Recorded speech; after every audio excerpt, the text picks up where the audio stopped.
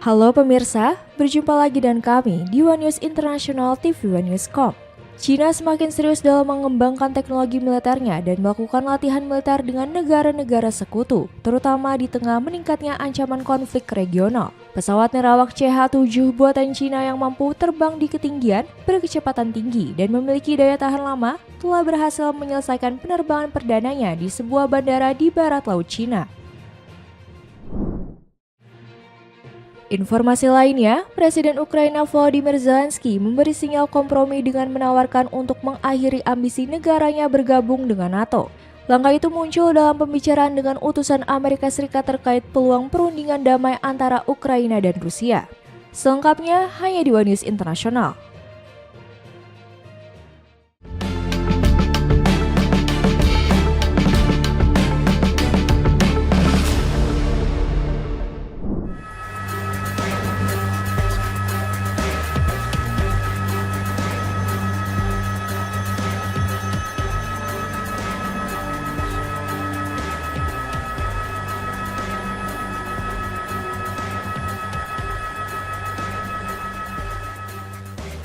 Penembakan massal telah mengguncang pantai Bondi, Sydney, Australia pada Minggu 14 Desember 2025 malam waktu setempat.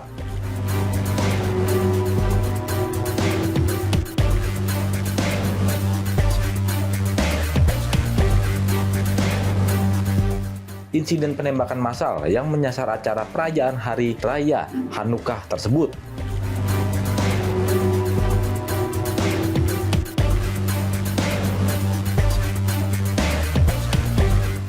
dilaporkan menewaskan sedikitnya 12 orang dan melukai hampir 30 orang lainnya.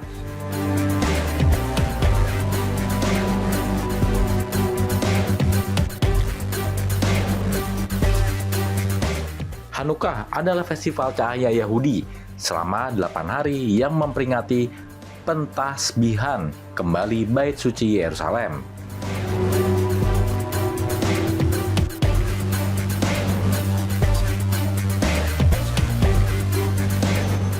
Setelah kemenangan kaum Makabe atas penjajah Yunani Suriah.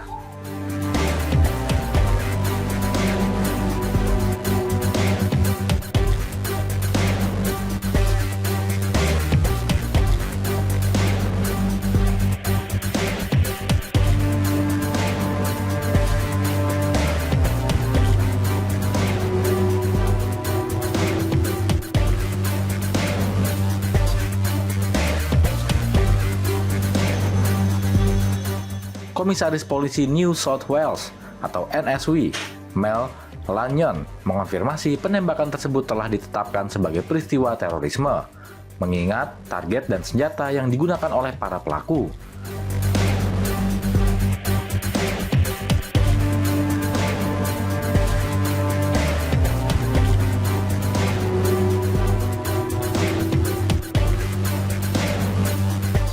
Mengutip ABC, penembakan terjadi sekitar pukul 18.45 waktu setempat di dekat Campbell Parade, area yang berdekatan dengan pantai Bondi.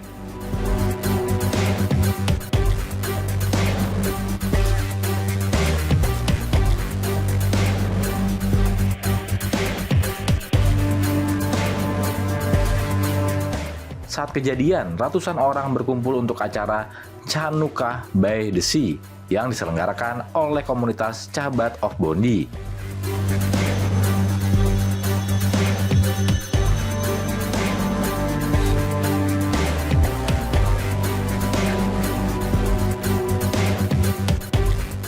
Lanyon merinci jumlah korban tewas mencapai 12 orang.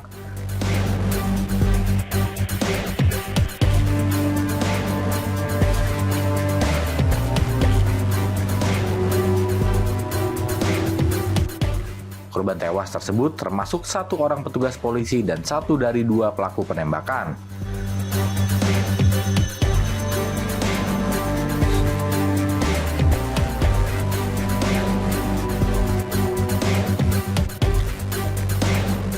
Sementara itu, setidaknya 29 orang lainnya terluka dan dilarikan ke sejumlah rumah sakit di Sydney, termasuk beberapa di antaranya dalam kondisi kritis.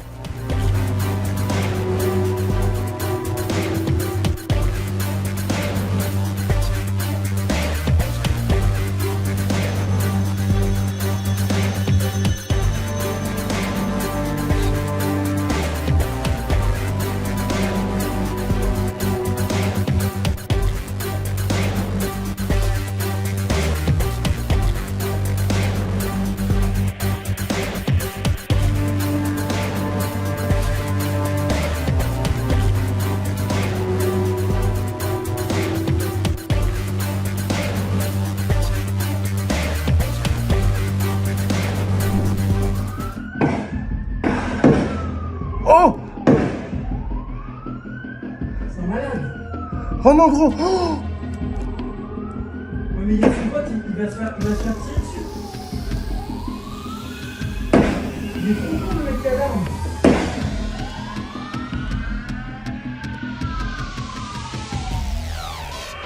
Publik Australia ramai-ramai memuji seorang pria muslim yang disebut sebagai pahlawan usai aksinya melumpuhkan pelaku penembakan massal di pantai Le mec Bondi, est hyper Sydney. courageux.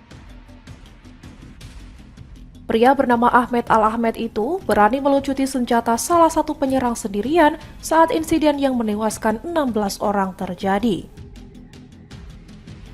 Dalam video yang viral di media sosial, Ahmed terlihat tidak membawa senjata ketika menghadapi pelaku yang menembaki warga sipil.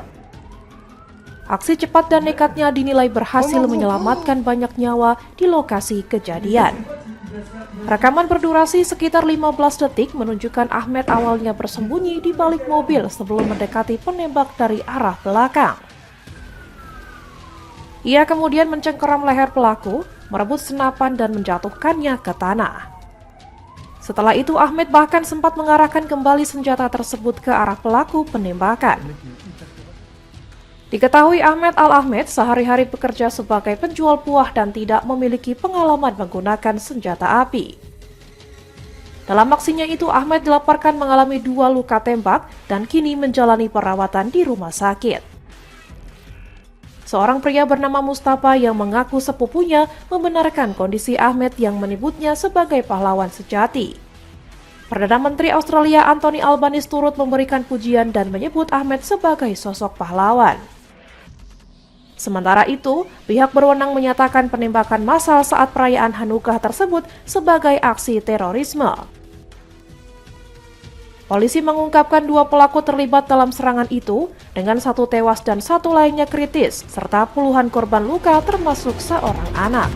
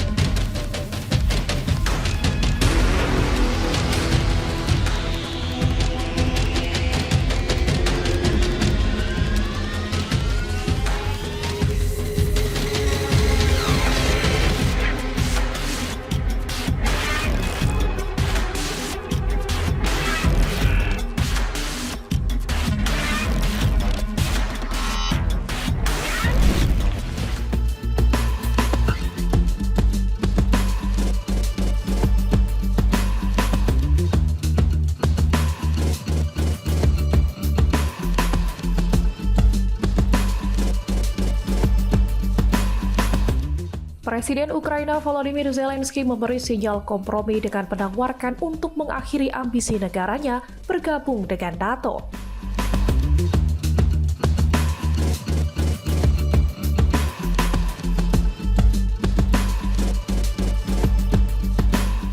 Langkah itu muncul dalam pembicaraan dengan utusan Amerika Serikat terkait peluang perundingan damai antara Ukraina dan Rusia.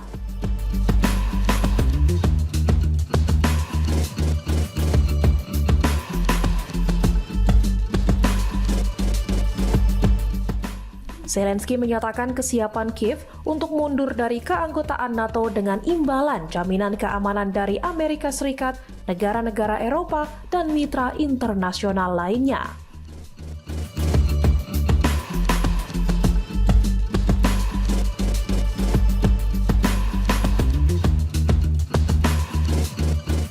Tawaran tersebut memicu perdebatan di kalangan analis keamanan global mengenai dampak terhadap arah negosiasi.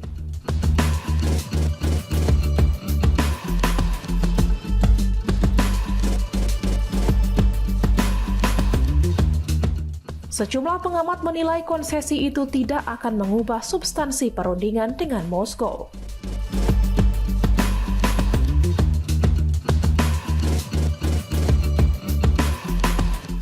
Direktur Studi Pertahanan dan Kebijakan Luar Negeri Cato Institute Justin Logan menyebut langkah Zelensky tidak menggeser situasi secara signifikan.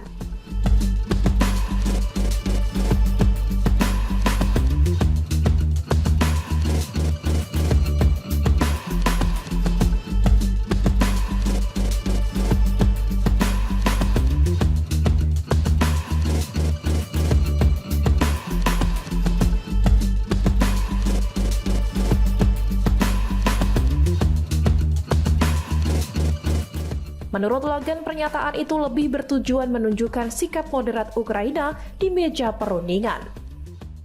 Ia juga menilai keanggotaan NATO bagi Ukraina sejak lama bukan opsi yang realistis.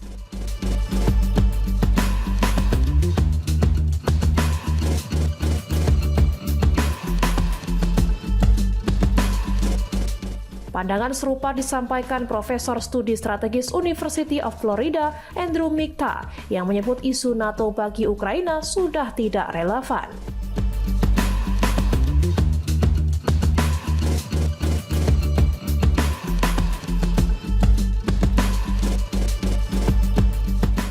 Meskipun begitu, Logan menilai jaminan keamanan tetap bisa diberikan tanpa keanggotaan NATO. Ia memperkirakan Presiden Amerika Serikat Donald Trump akan melanjutkan pola dukungan lama, termasuk bantuan senjata dan sanksi terhadap Rusia.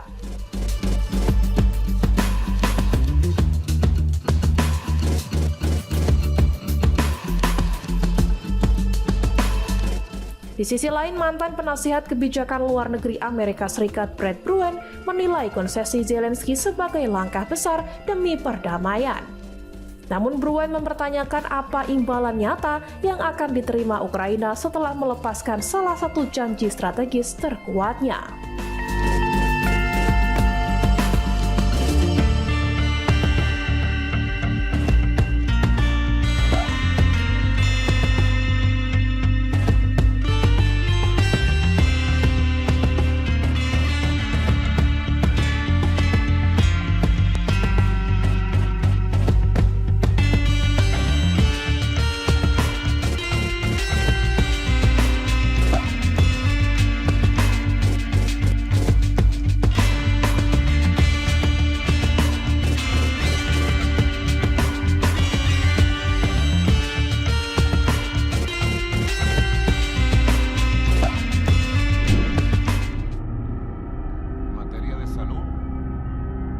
En estas circunstancias que Venezuela ha vivido estas 25 semanas de agresión, de terrorismo psicológico, de amenaza militar, de asalto pirata.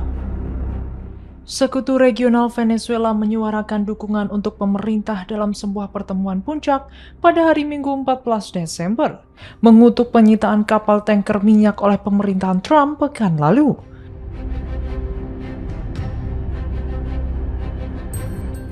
Penyitaan kapal tanker Skipper di lepas pantai Venezuela pada Rabu lalu 10 Desember menandai penangkapan kargo minyak Venezuela pertama oleh Amerika Serikat sejak sanksi Amerika Serikat diberlakukan pada tahun 2019.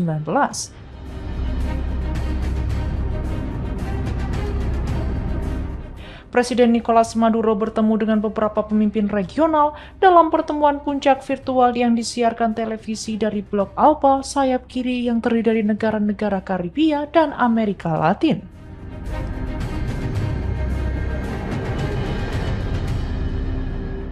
Presiden Kuba Miguel Diaz-Canel menyebut penyitaan kapal tanker oleh Amerika Serikat sebagai tindakan pembajakan yang keji.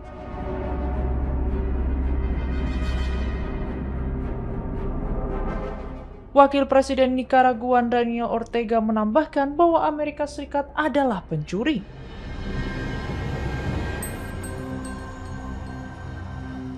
Dampak penyitaan tersebut dapat menyebar ke seluruh wilayah dengan ekspor minyak Venezuela yang menurun tajam, dan Kuba yang sudah berjuang untuk memenuhi kebutuhan energi jaringannya berisiko kehilangan pasokan.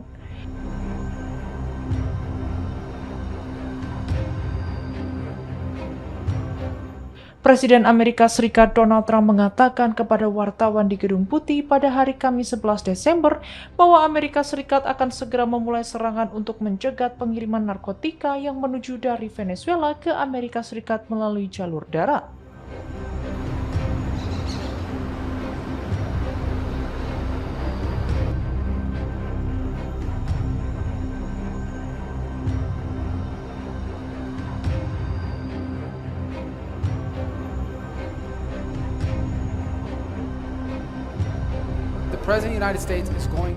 Trump telah berulang kali mengancam akan memulai serangan terhadap narkotika yang diselundupkan melalui jalur darat dalam beberapa pekan terakhir.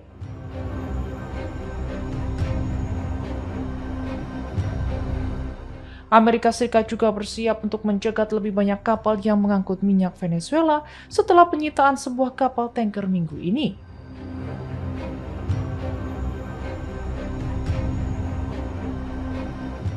Seiring dengan peningkatan tekanan terhadap Presiden Venezuela Nicolas Maduro, menurut 6 sumber yang mengetahui masalah tersebut.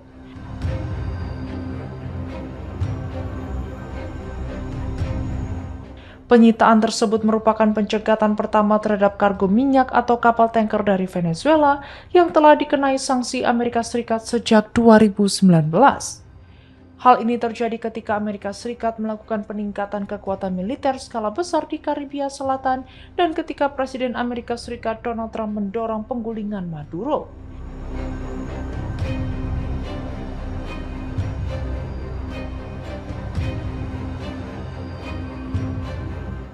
Tindakan terbaru Amerika Serikat telah membuat pemilik kapal, operator, dan badan maritim yang terlibat dalam pengangkutan minyak mentah Venezuela waspada, dengan banyak yang mempertimbangkan kembali apakah akan berlayar dari perairan Venezuela dalam beberapa hari mendatang seperti yang direncanakan, kata sumber-sumber perkapalan.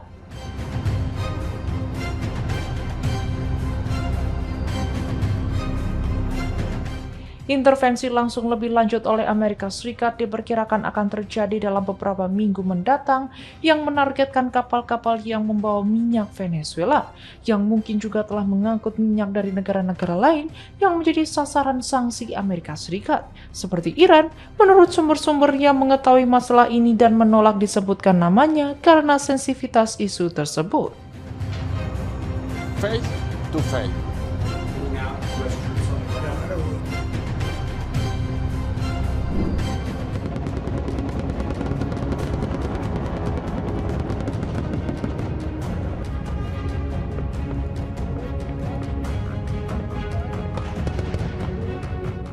China semakin serius dalam mengembangkan teknologi militernya dan melakukan latihan militer dengan negara-negara sekutu, terutama di tengah meningkatnya ancaman konflik regional.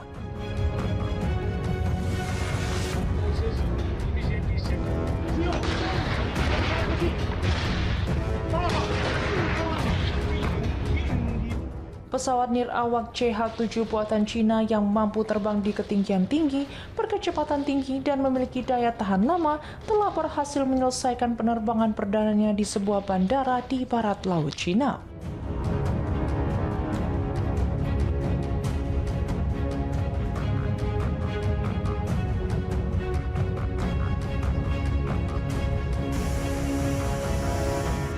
CH-7 tampil menonjol di pameran penerbangan dan antariksa internasional Cina ke-15 yang juga dikenal sebagai Airshow China pada tahun 2024.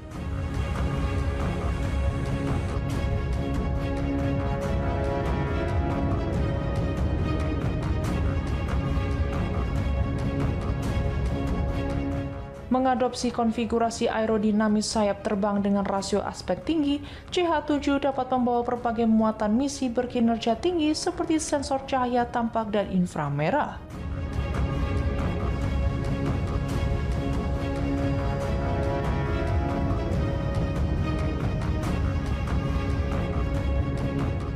Dengan daya tahan lama, ketinggian terbang tinggi, kecepatan jelajah cepat, dan kemampuan misi yang kuat, pesawat ini memenuhi persyaratan pengamatan darat dan dukungan data tingkat tinggi dalam kondisi kompleks, menurut pengembangnya.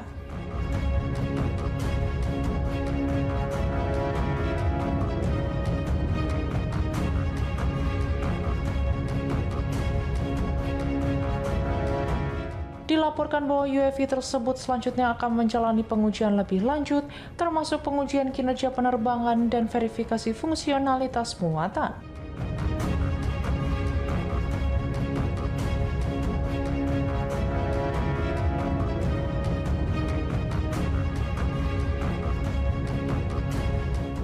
Sebelumnya, Pakistan dan China melakukan latihan kontraterorisme bersama yang disebut Warrior 9 untuk memperkuat kerjasama militer mereka.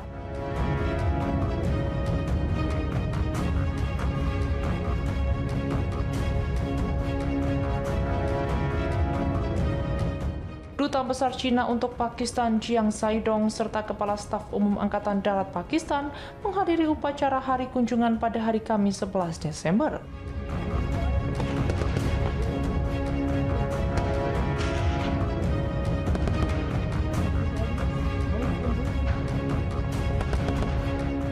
Tujuan latihan ini adalah untuk meningkatkan interoperabilitas dan memperkuat kerjasama militer.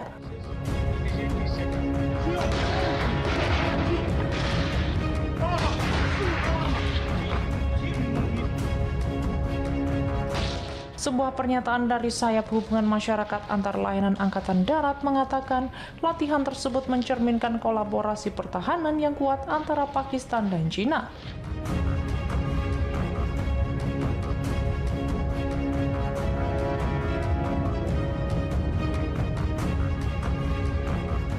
Dan menegaskan kembali komitmen kedua angkatan bersenjata untuk bekerja sama demi perdamaian dan stabilitas.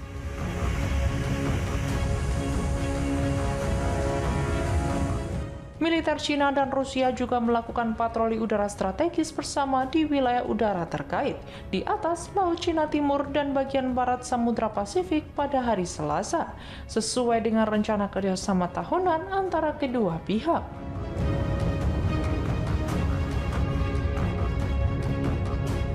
Ini adalah patroli udara strategis bersama ke-10 yang diselenggarakan oleh kedua militer sejak tahun 2019.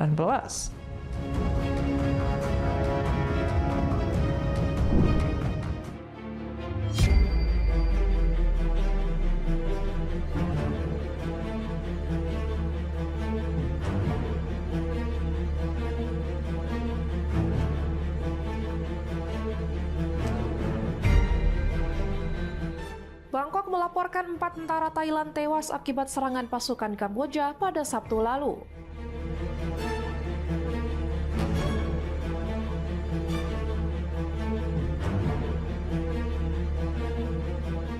Insiden ini terjadi setelah Perdana Menteri Thailand membantah klaim Presiden Amerika Serikat Donald Trump terkait kesepakatan gencatan senjata.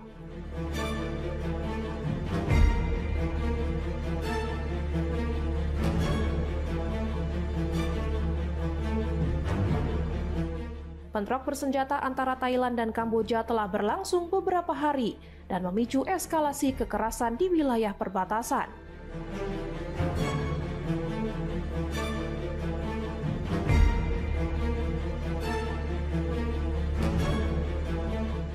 Konflik ini berakar dari sengketa batas wilayah sepanjang sekitar 800 km yang belum tuntas sejak era kolonial.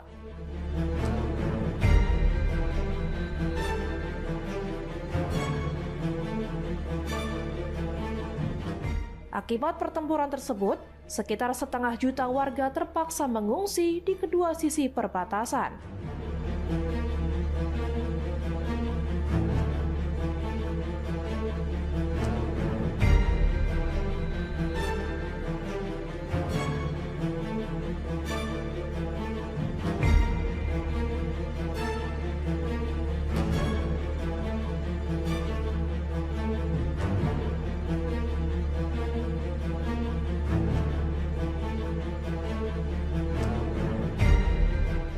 Sepanjang pekan ini, total korban tewas dilaporkan mencapai sedikitnya 24 orang.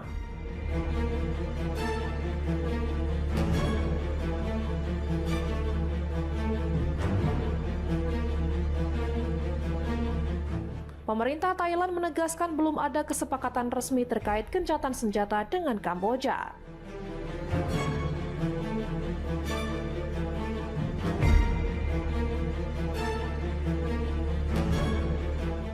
Perdana Menteri Thailand Anutin Charnvirakul menyatakan Donald Trump tidak meminta penghentian tembakan dalam percakapan telepon mereka.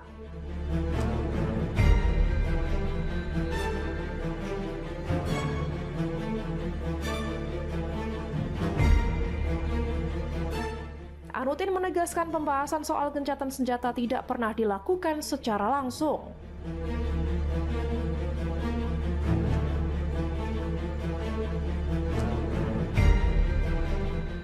Thailand juga menyatakan kepercayaan terhadap Kamboja menurun setelah sejumlah tentara terluka akibat ranjau darat.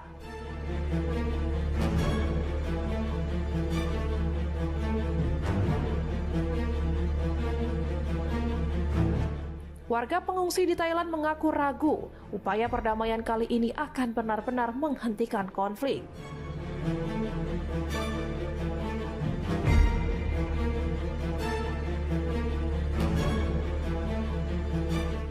Di sisi lain, pengungsi Kamboja menyatakan kesedihan karena pertempuran masih berlanjut meski ada intervensi internasional.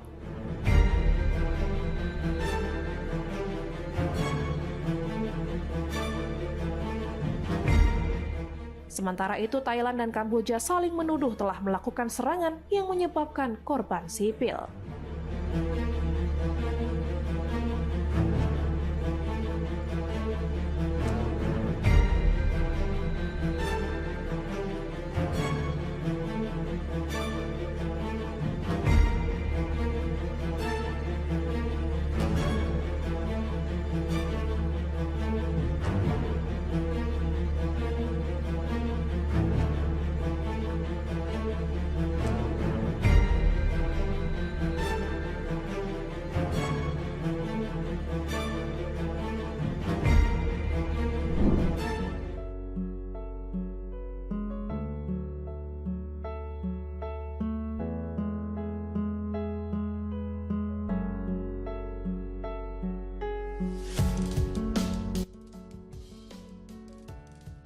Odessa merupakan salah satu kota wisata terpenting di Ukraina yang terletak di pesisir Laut Hitam, terkenal sebagai permata Laut Hitam, berkat arsitekturnya yang unik, budaya yang hidup, serta perannya sebagai pelabuhan strategis.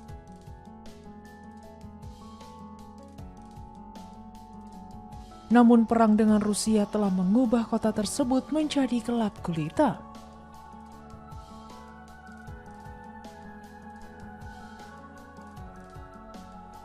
Kota pelabuhan Odessa di selatan Ukraina dan wilayah sekitarnya mengalami pemadaman listrik besar-besaran pada hari Sabtu.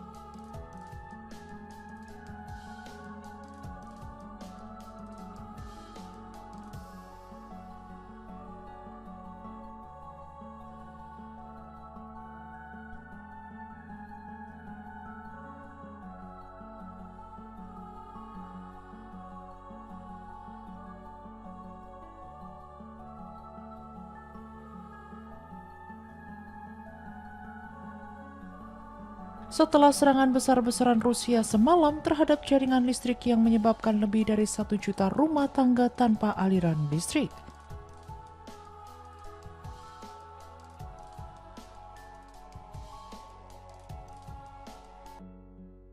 Presiden Volodymyr Zelensky mengatakan Rusia telah menyerang Ukraina dengan lebih dari 450 drone dan 30 rudal.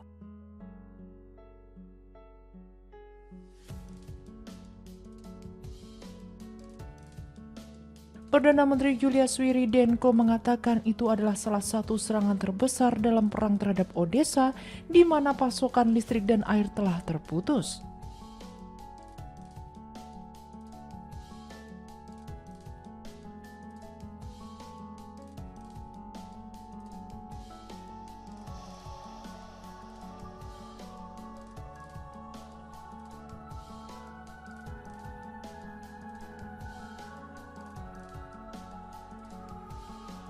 Ia mengatakan pasokan air non-minum sedang dibawa ke beberapa daerah di kota tersebut.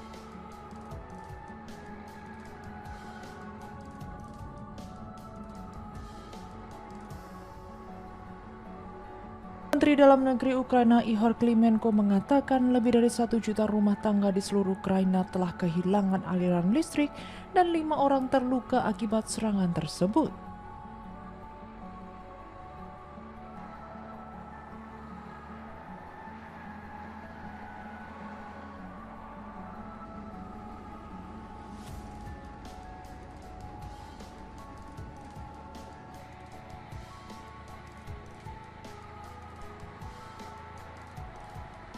Operator jaringan listrik Ukraina mengatakan sejumlah besar rumah tangga tanpa aliran listrik di wilayah selatan Odessa dan Mykolaiv.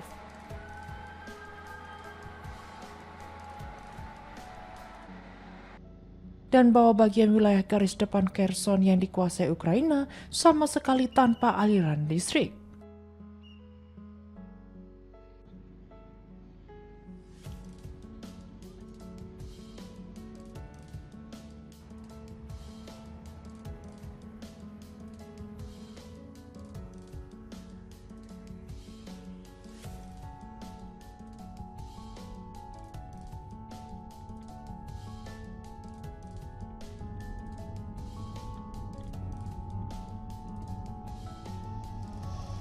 Moskow secara rutin membombardir sistem energi Ukraina sejak invasi tahun 2022, menyebabkan pemadaman listrik berjam-jam setiap hari di seluruh negeri. Kementerian Pertahanan Rusia mengatakan pada hari Sabtu bahwa mereka telah melakukan serangan terhadap fasilitas energi dan industri militer Ukraina.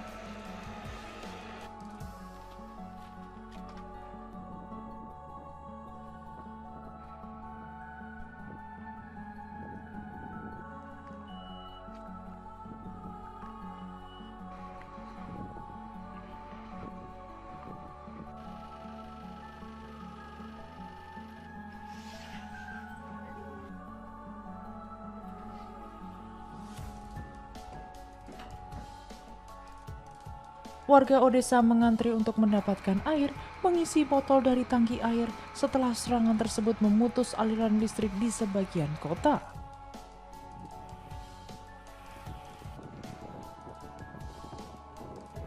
Berbicara tentang perundingan perdamaian yang sedang berlangsung, warga mengatakan Ukraina seharusnya tidak menyetujui tuntutan Rusia.